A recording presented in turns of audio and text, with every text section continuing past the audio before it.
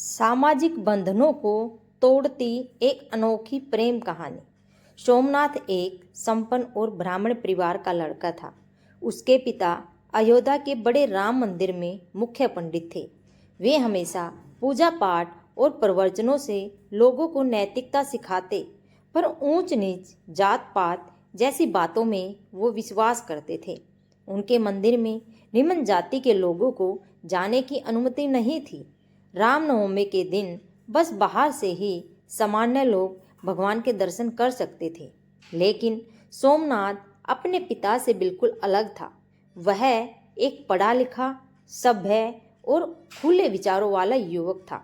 समाज में फैली कुरीतियों के खिलाफ वो हमेशा आवाज उठाता था। वह चाहता था कि सब लोग बराबर हों, बिना जाति पाति के भेदभाव के रहें। एक बार रामनवमी पर जब निम्न जाति के लोगों को मंदिर में जाने की अनुमति नहीं दी गई, तो वह मंदिर से मूर्ति लेकर लोगों को उनके दर्शन करवाने पहुंच गया। उसका कहना था कि भगवान किसी एक जाति या इंसान के नहीं हैं, उन पर हर किसी का बराबर अधिकार है। रामनवमी के मेले में सोमनाथ की नज़र एक साधारण सी लड़की पर पड़ी, जिसकी सादगी ने उसका दिल जीत लिया। उस लड़की का नाम था मंजरी, जो निम्न जाति से थी। वह अपने बाबा के साथ मेले में आई थी, जो वहाँ पर माला बेच रहे थे। पहली नज़र में सोमनाथ उसे अपना दिल दे बैठा। धीरे धीरे दोनों की मुलाकातें बढ़ी और दोनों के बीच प्यार पनपने लगा। सोमनाथ के लिए कजरी की एक जाति कोई मायने नहीं रखती थी। सोमनाथ और मंजरी के प्यार को लगी बुरी नज़र, मगर किस्मत ने उनकी खुशियों पर ग्रहण लगा दिया। मंजरी जब अयोध्या के मेले से अपने पिता के साथ वापस अपने गांव जा रही थी, तो रास्ते में एक दबंग व्यक्ति ने उसके साथ पिता के साथ बदतमीजी की। शराब के नशे में चूर उस दरिंदे ने मंजरी की भी इज्जत लूट ली। वह चीखती रही, चिल्लाती रही, पर किसी ने उसकी पुकार नहीं सुनी। मंजरी की माँ को जब इस बात के बारे में पता चला, तो समाज में बदनामी के डर से उसने खुदकुशी कर ली। इस घटना के बाद समाज ने उसके चरित्र पर उंगली उठाई और उसे तिरस्कृत किया। किस्मत की इस मार से मंजरी पूरी तरह से टूट चुकी थी। अपमान और दर्द के भार तले दबकर वह कहीं दूर चली गई। दूसरी तरफ सोमनाथ को इस बारे में कुछ नहीं पता था।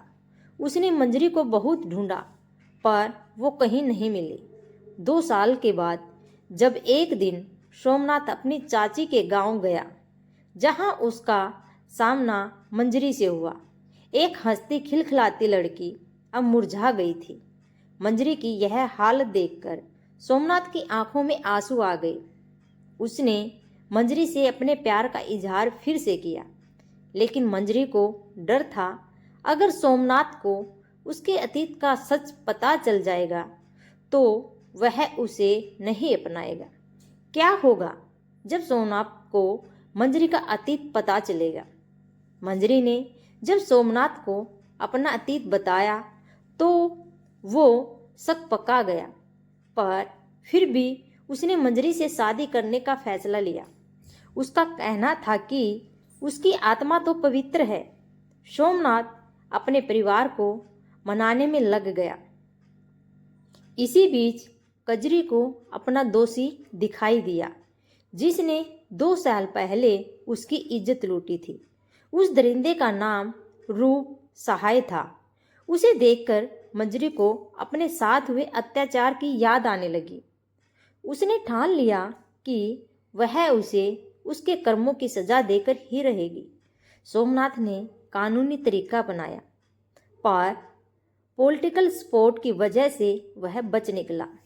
ऐसे में दशहरे के दिन जब पूरे गांव में रावण दहन हो रहा था, उसी समय सोमनाथ और मंजरी ने उन्हें पापों की आग में झोंक दिया। जैसे रावण का पुतला जलकर राख हो जाता है, वैसे ही उन पापियों का अंत हो गया।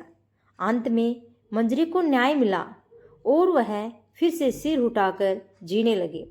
सोमनाथ ने भी जात पात से ऊपर उठकर उससे शादी कर ली और खुशी खुशी अपना जीवन बिताने लगे। तो दोस्तों, आपको ये कहानी कैसी लगी कमेंट बॉक्स में लिखकर ज़रूर बताइएगा।